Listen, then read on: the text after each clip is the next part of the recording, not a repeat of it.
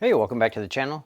Today we're going to do a quick, easy mod that I like to do on my watches that have Cyclopses. I don't like the Cyclops. This is a very cheap watch, and as you can see, the Cyclops doesn't give much magnification.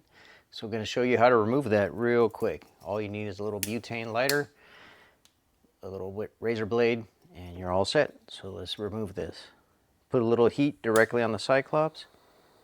And you can see when it'll be ready to go, it'll look like it separates a little bit. Not quite. Keep going. Let's see if we're ready now. There it is. Pops right off.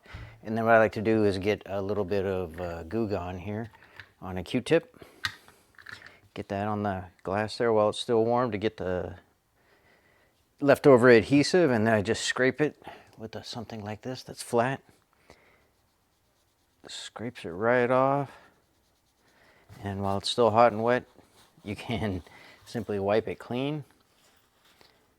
And there you go.